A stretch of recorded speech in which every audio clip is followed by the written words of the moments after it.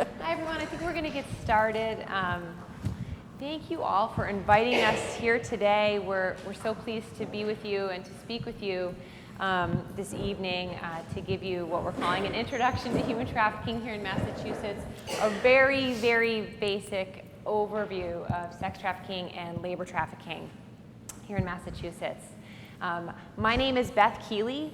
I'm an Assistant Attorney General at the Attorney General's office here in Massachusetts, and I am head of the Human Trafficking Division in the Criminal Bureau. So I run the Human Trafficking Division, and I help investigate and prosecute sex trafficking and labor trafficking cases, and do, what we call prevention and policy by connecting with folks in the community, doing outreach and spreading awareness.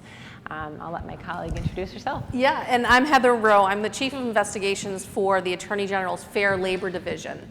And the Fair Labor Division is responsible for enforcing the state's wage and hour laws, which is prevailing wage, minimum wage, overtime, and then a whole host of other workplace rights laws, including earned sick time, special rights for domestic workers, temporary workers. So with that, that's really what brought our two divisions together. Can everyone hear us okay? If you can't, let us know if we need to speak up at any point. Speak up, yeah. A little bit more. So yeah, we have been working together, I would say for maybe the last year and a half, to try and collaborate more and bring awareness, especially on the labor trafficking side of things. And we've been doing quite a bit of outreach, such as we're doing today, and connecting with folks in the community to talk about sex trafficking and also to talk about labor trafficking and how the work that we do respectively sort of can intersect at times and result in bringing prosecutions as well. Here's a little bit of information specifically on our respective divisions. As I mentioned, at the Attorney General's office, we have a criminal bureau. I am housed under the criminal bureau and do human trafficking cases. I don't want to speak for you, Heather, but you're... We do civil and criminal enforcement of the wage and hour laws in the Fair Labor Division. And so it's actually, the Attorney General's office is, over 500 employees and a lot of bureaus, and it's not that common that the criminal bureau might work really collaboratively with the Public Protection and Advocacy Bureau, which is where Fair Labor sits under. But this issue, especially with regard to labor trafficking, really we started to see that in order for us to do more prosecutions of labor trafficking, that we really had to work together because the office has an amazing track record and continues to have an incredible record of success in prosecuting sex trafficking crimes, and Beth's going to go over what sex trafficking looks like, what it is, and speak a little bit about the prosecutions that the office has done. But labor trafficking cases have been much, much harder for the office to come by. Really what makes some of this difficult is a lack of awareness that human trafficking is actually occurring in the United States, actually occurring in Massachusetts, and actually occurring in your town, right, or city or town. A lot of people just feel like that doesn't happen here, but in fact it does. And so, like Beth said, a lot of what we do is go out and talk to groups and educate people. We've done a number. We've focused on municipalities in talking to local officials, building inspectors, restaurant inspectors, just trying to get in front of them, health inspectors, to say, you're probably coming across labor trafficking victims or sex trafficking victims, and you may not recognize it at first. But by knowing what the signs and the signals are, if you just ask a few more questions, you might start to uncover what's really going on here, and which our office would want to receive a referral in that regard so that we could prosecute, if appropriate, for trafficking under our state's trafficking laws. So we move to the next slide here to kind of give a sense of what Heather's talking about in terms of the scope of trafficking, the potential scope of trafficking, I guess maybe I'll put it that way. This slide talks a little bit about reports of trafficking nationally. So there's an organization, and we'll talk about this later in the presentation as well, called the National Human Trafficking Resource Center. They run the National Human Trafficking Hotline, and they take calls across the nation for suspicion of labor trafficking or sex trafficking. So what we're looking at here, I think, is a helpful snapshot and an overview since this hotline has been keeping track of the calls that they've received, and to show you statistically what the numbers look like. So we'll show you this one, and I'll go to the next one, which actually focuses and drills down in Massachusetts, going back to when they started keeping track of these calls in 2007, but looking, for instance, at just what came in last year. I think the important takeaway here is, for some people, maybe this is shocking to see this number. I think for many of us, we also are shocked that the number is not much higher, right? Because this represents actual disclosures, right? Or suspicions of something being recognized. So these are numbers that represent calls that have gone to the National Human Trafficking Resource Center. And we know that for the most part, much trafficking is not reported or really underreported. So we give you those numbers to really sort of get you thinking about what is the tip of the iceberg. I think is how we see it. So just to give you an idea of the work that we're doing prosecuting cases here in Massachusetts, the state human trafficking laws were enacted in 2012. Federally, trafficking laws were enacted around 2000, and a lot of states really got up to speed and enacted their own state laws around 2000 or soon thereafter. Massachusetts was a little later to the game in enacting our state statute in 2012. But when we did, I like to say that we did a good job and put together a really robust statute that allows and calls for a lot of ability to prosecute cases under a broad sex trafficking law and a broad labor law.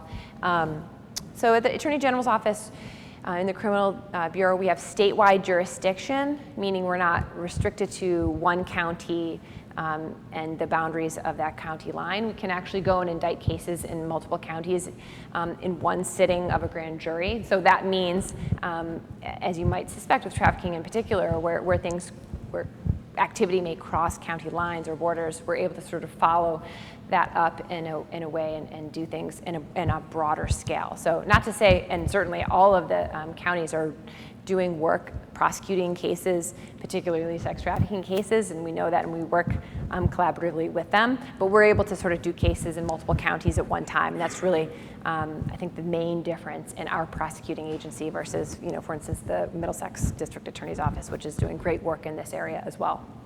We've done, I want to say, we have indicted 56 individuals with human trafficking since the enactment of this statute. 73 people in connection with operations that we've identified and uncovered. And indeed, the majority of the cases we've indicted have been sex trafficking cases, and we've really tried to, especially of late, really trying to hone in and focus on bringing to light labor trafficking cases, because we know it's out there, and we're trying to raise that issue as well. We've done several investigations recently and collaboratively with the Fair Labor Division, and just last year we were able to bring forward indictments in a labor trafficking case. We were able to pursue indictments,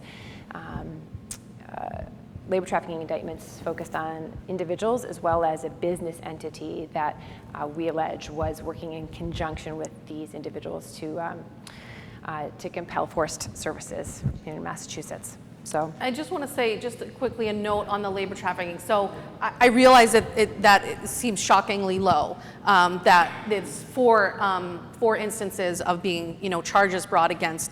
But we have indeed investigated many more referrals with indicia of labor trafficking, whether it's a direct referral from a service provider saying, this seems like labor trafficking, will you take a look at this? Or through the course of a routine wage and hour investigation, our trained investigators are saying, this seems like labor trafficking. And so we've investigated many, many more than 4 instances.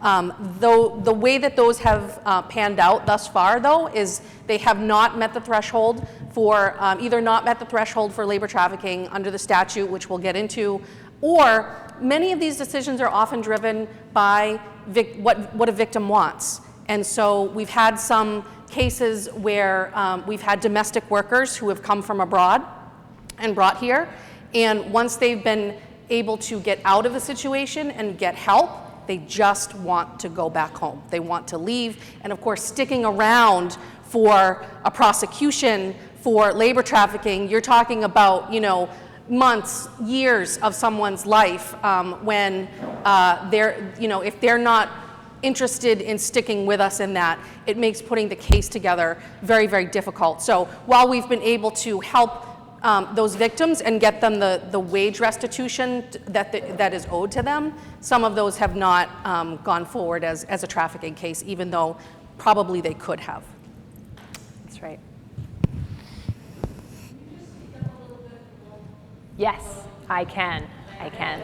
I apparently have a microphone on, but it's not projecting my voice, just recording my voice for the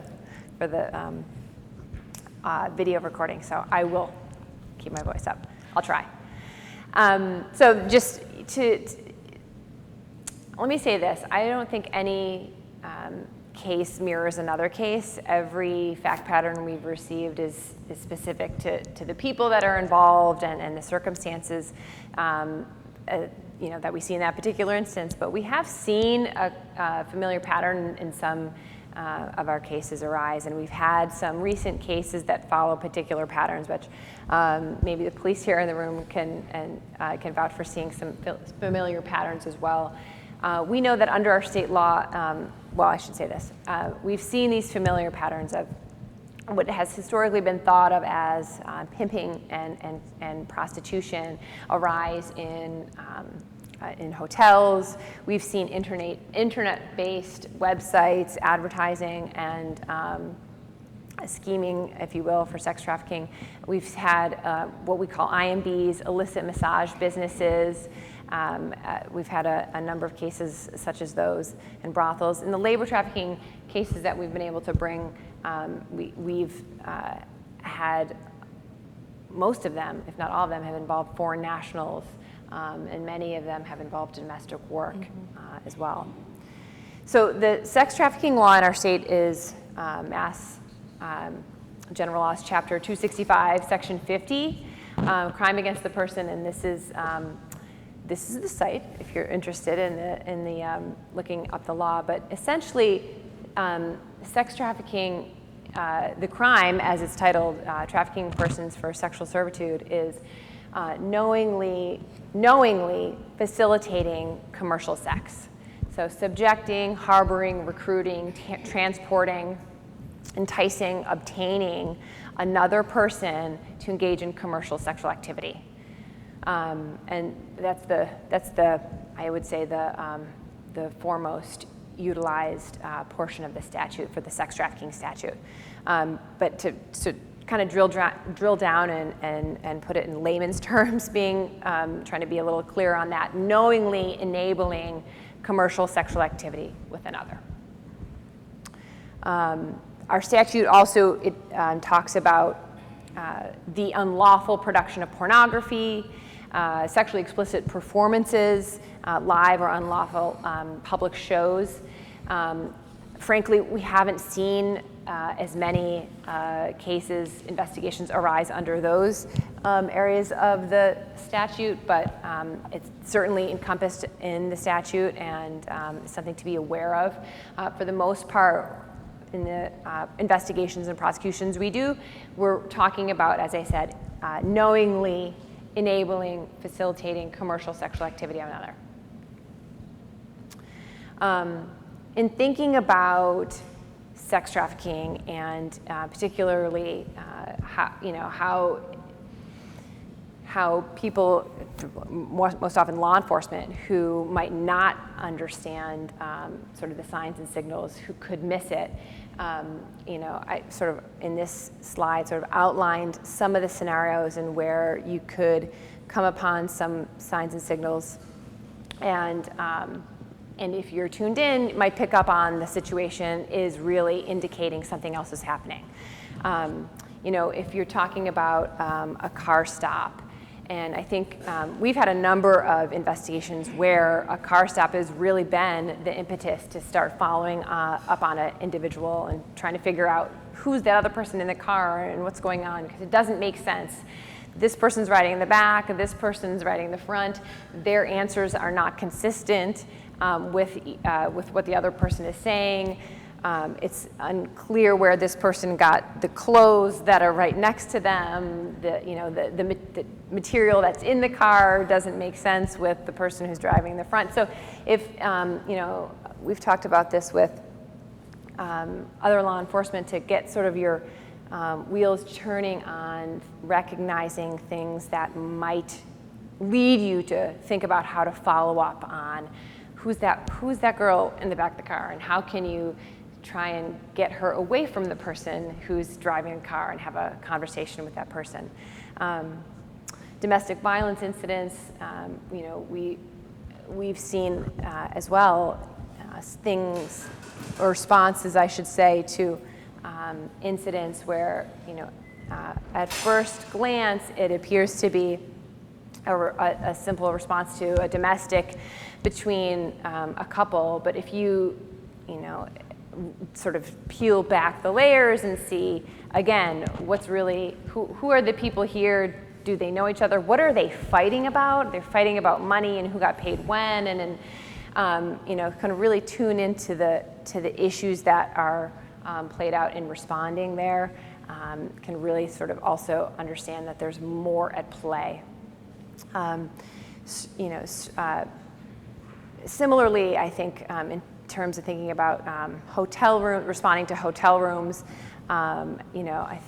sounds like you are well acquainted with that here, the police here, and have had some opportunities to really dig into that. But again, similarly, responding, understanding what's the dynamic with the people that you're responding to, what it is they're fighting about or talking about, what's the paraphernalia that you're seeing present in the room or connected with the people that you're responding to.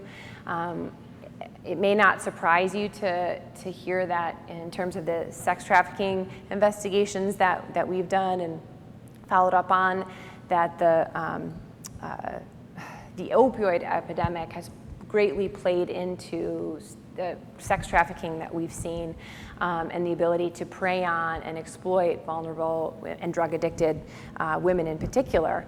And so understanding that drug paraphernalia and drug dealing and sort of those indicia have often gone hand in hand with our ability to sort of follow up on and understand, or try to understand if there's sex trafficking happening in a particular situation that law enforcement is following up on. So these are things that we've seen in our investigations. I think may not surprise some of you here, but the conversations we've had, our law enforcement has tried to have with other law enforcement is just kind of thinking about not that a routine car stop is going to that night result in the arrest of someone for human trafficking, but that could start the ball rolling for doing some follow-up, for trying to connect with a victim or other victims and see about really taking things from there. So staying aware, staying tuned in to the indicia is really just what we're trying to highlight for folks. The way that we approach, and I was talking about this with some folks here earlier, the way that we ideally approach these investigations is multidisciplinary, thinking about coming at it with a law enforcement, with a prosecutor, and with an advocate, so that we can connect victims to resources. That's essential, knowing that we all have a similar goal and in trying to keep people safe and to think about justice in our community, but also really trying to focus on how we can all meet those needs and streamline what we're doing.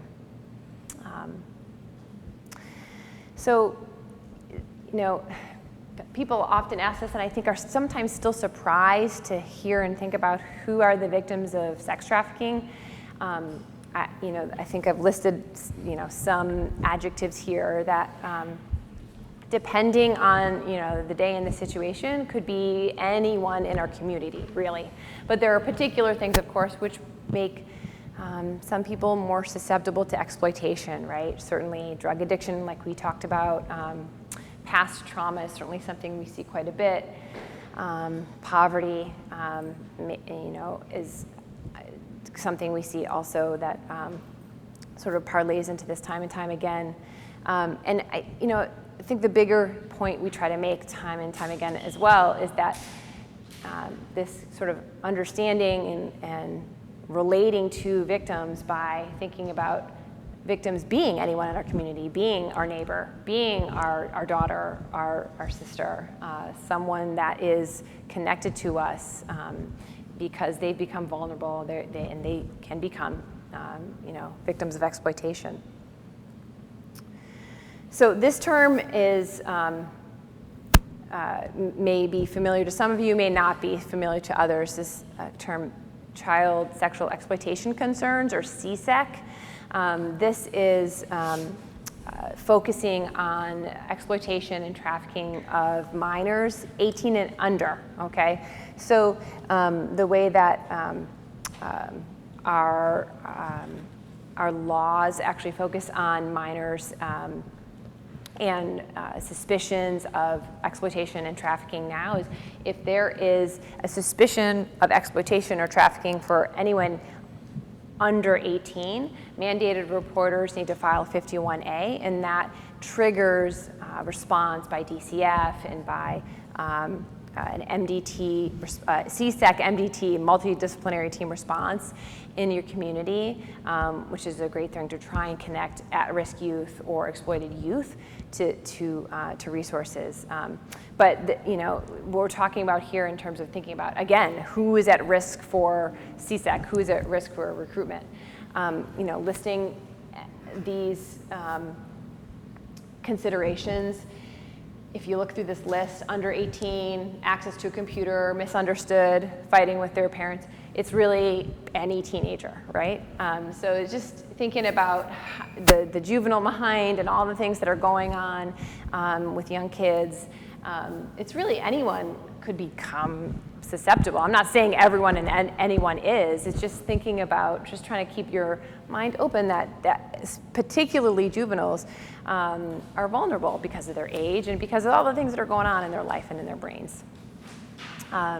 So this slide here lists out a little bit more of what we have seen or understand to be risk factors that maybe not saying that any one of these means that someone is exploited or will be exploited, just saying that in looking at the indicators that we've listed out here and seeing there's a congruence of a number of these, this is something to just pay attention to, right? And try and figure out if there's follow-up that needs to be done. If there's enough of these happening in a young kid's life, or there's something that you're hearing or seeing that really does warrant a 51A being filed because of the risk factors, because of the indicators that you're seeing in relation to that kid, to that minor, I should say. So Beth just laid out sex trafficking, right? And I think for most of us, it's much it's more identifiable, right? Sex trafficking, we get it. We understand that if we come across that kind of activity, that it looks like what it is, right? There's commercial sex going on, and that there's something that is probably illegal, potentially trafficking. Labor trafficking, what is labor trafficking, right? I mean, to your point, can you just rattle that off? Probably not. Most people can't. So under the Mass statute, it is trafficking, thank you, Beth, for trafficking in persons for forced services, or knowingly enabling or facilitating the forced services of another. And forced services is defined by statute, and essentially it's work compelled compelled, right? Compelling someone else to work for any of the following elements. Any one of these meets the definition and the threshold for forced services. So causing or threatening to cause serious harm to any person, physically restraining or threatening physical restraint, abusing or threatening to abuse the legal process, like I'll call ICE on you. You can't say anything, you're not legal, I will call ICE, that type of a thing. Or I'll call the police. If you complain, I'll call the police, for something that is warrantless for the police to be involved in. Knowingly concealing or destroying government documents like passports, driver's licenses, any government issued identification. Extortion, which is specific under the law, or causing or threatening to cause financial harm to any person. And that last one's really broad. So I told you at the outset that the Fair Labor Division, we enforce the state's wage and hour laws. Pretty much everything we do involves a financial harm to any person that has occurred. So in the way that we have approached labor trafficking, we usually have that last one, causing financial harm, but we try to also get another one of these elements as well to make for a stronger case. So here are some of the common industries. Again, this comes from the National Human Trafficking Resource Center, the Polaris Project. Some common industries for labor trafficking. Agriculture, it's probably not surprising to you, right? When you think about the vulnerabilities of the workers who engage in many of these occupations.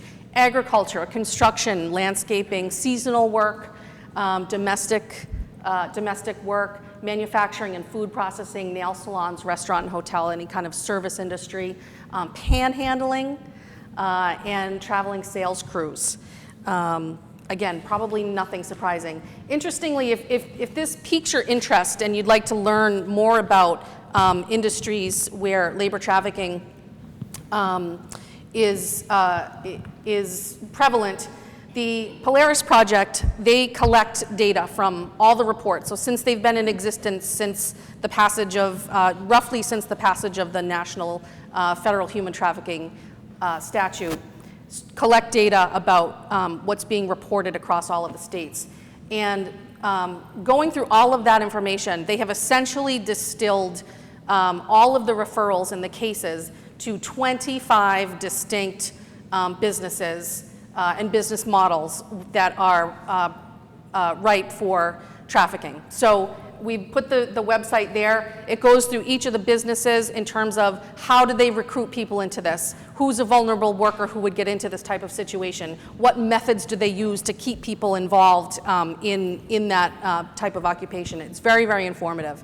The thing about the panhandling and the traveling sales crews that we always try to make sure that we let law enforcement know about, as well as health officers, because they tend to get the nuisance calls, right? Like people who are running a business don't want a panhandler outside their business. They feel that it's a nuisance and it's distracting. So what we're trying to do is to make sure that people who are in those roles to get those calls for, please handle this nuisance, it may be more than just a nuisance. If you engage with the person who's doing the activity, maybe ask some probing questions that would reveal whether they're really there on their own free will, or is someone making them do this? A lot of communities have permits that are required for traveling sales crews. I don't know if Burlington does, but some do, and so that may be a way for local officials to intercede at that level. If someone's applying for a permit, to maybe ask some questions, have an application that would give some information about what is really the business end of this operation that's come into town. Same thing, Beth talked about the vulnerable workers. It's the same, right? That you would think being vulnerable to get into something where someone's being sex trafficked. Same thing with labor trafficking, although potentially a wider base. But some of the common characteristics, right? Like addiction, debt, immigration status is a big one. Language barriers, certainly, and just lack of employment opportunities because of a variety of socioeconomic circumstances going on. It's as you can imagine, it's widely known that foreign-born workers, especially undocumented, are at heightened risk for labor trafficking. You can imagine why, right? Because that's a pretty powerful thing to hold over somebody's head. You know, you have no rights, you can't say anything. If you say anything, you know, I'm going to call the authorities on you. That's pretty powerful. But we want to make sure that people understand that this labor trafficking, it's not just a problem for undocumented workers. Even documented workers, US citizens, they're still at risk for labor trafficking. In fact, there was a study done by the Urban Institute and Northeastern University, and they looked at labor trafficking cases only, not sex trafficking, only labor trafficking cases across the United States. And of those cases, 71% of the cases involved people who, when they entered into their trafficking situation, they had legal status. 71% had legal status. But by the time they exited the trafficking situation, 69% were out of status. So you can see that people who are here at a J-1 visa, for example, which is the cultural exchange program, getting out of status can be a pretty scary situation. And if you are in a trafficking situation, again, that's another way that a trafficker can keep control over that worker, is to know that if they get out of status, then they're at additional vulnerability. Questions? So what are the challenges, right? Indicators can be hard to spot. Is there anything necessarily alarming about seeing someone working? No, in fact, like, we're supposed to do that, right? Everyone's supposed to have a job and be productive and work. And so there's nothing that would necessarily set off an alarm bell in somebody just working. So that's a significant challenge to identifying labor trafficking cases. Victims, of course, may be reluctant or unable to come forward, just like with any crime, right? Oftentimes when authorities get involved, there can be some kind of a misunderstanding or misconception that this is simply a wage dispute or a contract dispute, right? And sort of, if that's the story that's being fed to the authorities, if they're not digging deeper or seeing other red flags, they might miss that. They might miss that really there's something deeper going on in here. Also, a lot of times there's a confusion about smuggling versus trafficking, right? Smuggling, the shorthand way to understand it is smuggling is a crime against the border, and trafficking is a crime against the person. Okay, so they're distinct things, but oftentimes people conflate the two. So because it's so challenging to identify labor trafficking, and we are fully cognizant of that, given the fact that we're trying to find more cases, we're trying to get more referrals, we know that it's happening, we know there are vulnerabilities and it's happening out there. We put together the flyer that is available for folks tonight and is available on our website, just to try to raise some awareness. This was disseminated to all the 351 cities and towns with a request to those CEOs of those cities and towns to get this information into the hands of, again, restaurant inspectors, building code inspectors, sanitary inspectors, local police, fire, emergency management. You know, people who work in municipal government, they're interacting with the community every day, right? They're interacting with people every single day. And so we think that they're key to being able to identify some of these situations that bear looking below the surface. So I do just want to go through some of the indicators of labor trafficking, again, because it's so difficult sometimes to understand what might be going on. And certainly you can read them, I won't read them off. But as I said at the beginning, oftentimes labor trafficking cases surface as wage complaints. So it's a dispute over someone's pay or lack thereof, right? And so investigators at the Fair Labor Division are trained to, when they hear certain things, to ask some more questions about what may be going on here. Is it really just a matter of not having been paid for the past 6 months because, you know, the employer is bouncing paychecks or what have you, that's totally illegal. I'm not dismissing that. Or is there something more? Is this person, in fact, actually in forced services where there's no intention on the part of the employer to pay this person, or the person has incurred supposed debts to the employer, right? So, well, I got you this job, but now because you made this mistake and because your work isn't very good, and I let you live in the loft above the space. Yeah, I actually don't owe you any wages. You've cost me all this money. So. These are sometimes how these things surface. Living conditions as well, right? So there's working conditions where there may be an indicator. Living conditions as well. Again, these are potential. Doesn't say that if you see any of these things that then labor trafficking is happening. Certainly not. But here are some potential indicators where, again, in situations of labor trafficking, some of these things have been present.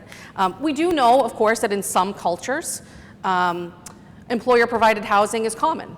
But I will say that when we hear of a situation where someone is living at some kind of imposed place of accommodation by the employer, where the employer says you have to live here, or is living in the business itself, that's something that we definitely key in on and ask more questions about what might be going on here. Because you can imagine the level of control, right? If you're living and working at your employer's place, how free, that you can understand that might be a real situation of restraint for someone where they simply can't escape the situation.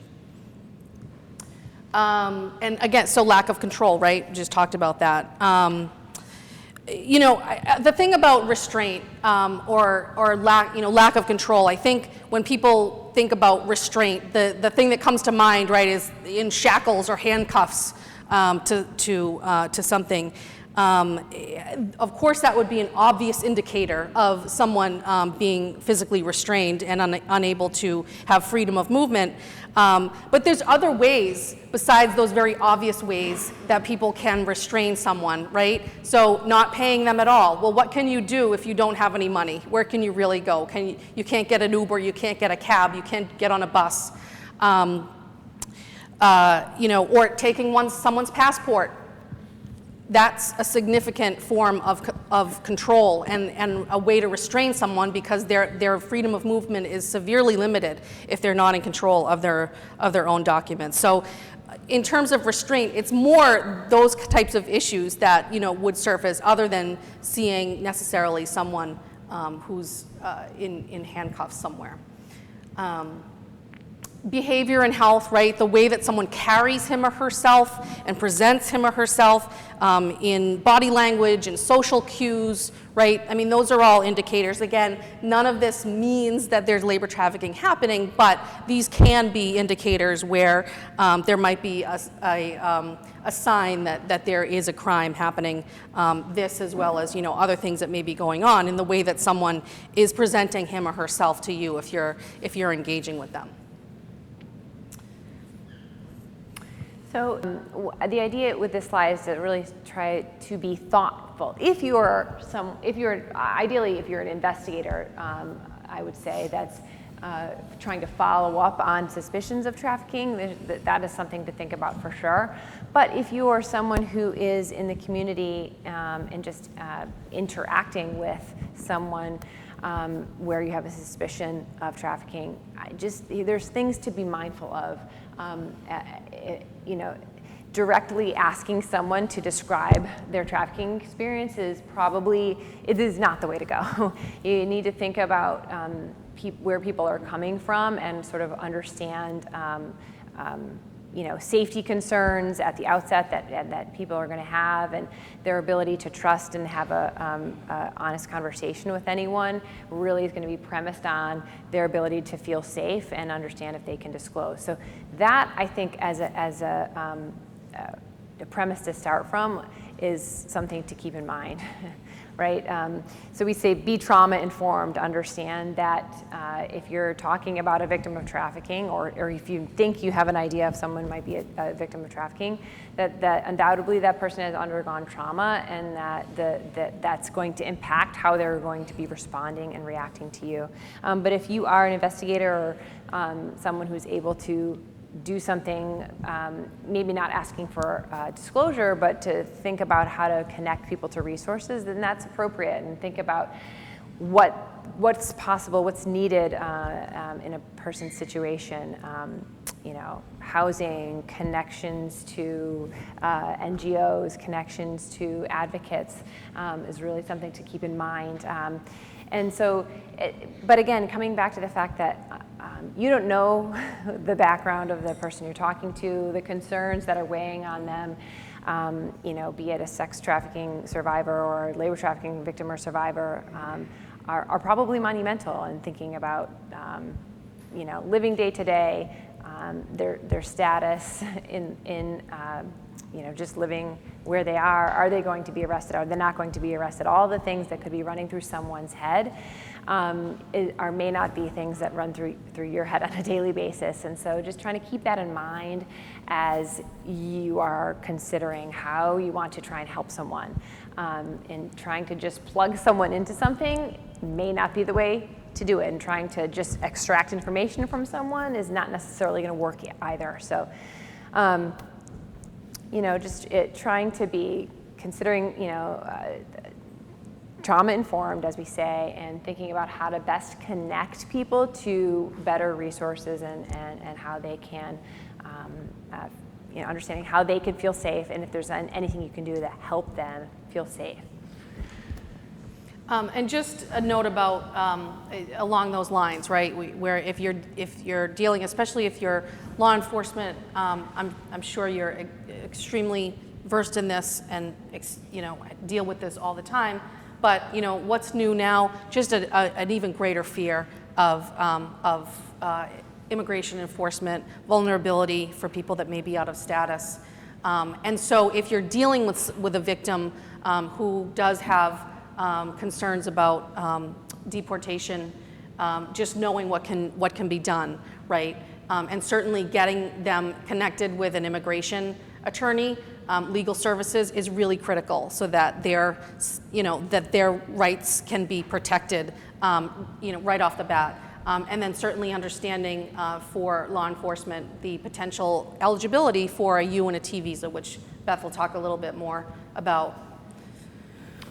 Yeah, U and T visas, these are visa programs that were designed to encourage victims of crime to come forward, right? The idea being that the government is interested in hearing from victims of crime, but even if you're someone who's out of status and may be very scared to come forward because of your status concerns, the idea with these visa programs to encourage victims of crime to come forward despite those concerns. So the U visa program is one that is focused on victims of violent crimes. There's a enumerated list, which we don't have here, we could get, but basically victims of violent crime. And T visas are specifically for victims of severe forms of human trafficking. I think the general idea with this slide is just to keep in mind, us as individuals that do the work, and for you just to know as people in the community, I guess, that there are forms of assistance that are out there and available. Now, right now, I would say that this is these visa programs actually are kind of in flux. So to be honest about that. I'll just say that they're in flux. But I will say this as well, in thinking about the idea that there's this ability to hear from an out-of-status victim of crime, and that they can get this, certification of status is something that we try to encourage people to think about. It's not something you as law enforcement or someone in the community can provide for that victim. It's simply a program that is set up by the USCIS, U.S. Customs and Enforcement Agency, to assist victims. And law enforcement and other certifying agencies are able to simply say this person has identified themselves as a victim of one of these qualifying crimes and has been cooperative with us in the process of describing their victimization. That doesn't necessarily mean that that person, if you certify as such, that that person will receive the visa. It's just showing, the evaluator of the visa program, the judges in the immigration court, that the person has in fact described themselves as a victim and been cooperative with the agency that certifies them. So it's not the ultimate arbitrator of whether or not someone gets a visa. I think that's important to know, but it's an option to provide that, form of support. But these are, these can be, these visas can be topics of concern, I say, because we've seen investigations, or really prosecutions we've done, that this idea of a visa can come up as like the only reason someone came forward to try and talk about something that happened in their experience. We actually understand that it's not necessarily to be the case. People are, the program exists to encourage people to come forward, but it has become something we see that becomes ripe for attacks of credibility on victims, if you will. So, those are some of the legal technicalities around it, I guess. But just to raise this as something to know about and be aware of, and something that we think of as something we definitely are looking to connect victims with immigration advocates, so that they can consider if there's an appropriate, if there's something that needs to be done in this realm.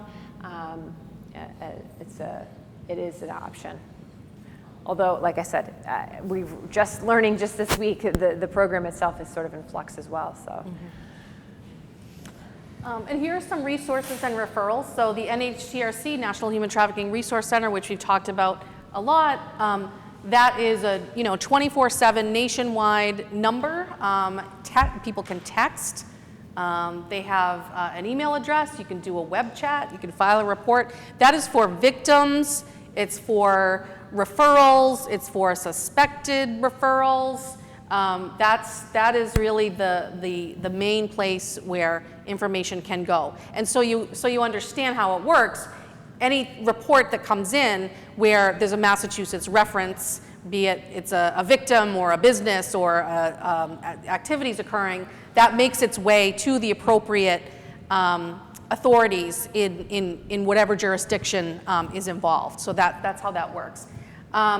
The Attorney General's Office, the Fair Labor Division. So again, if you're hearing that someone has an issue with regard to their pay or lack thereof, some kind of a wage dispute, that number is available for people to call with questions. It's a hotline, but we also, people can file complaints with us and should, anything related to wage and hour violations.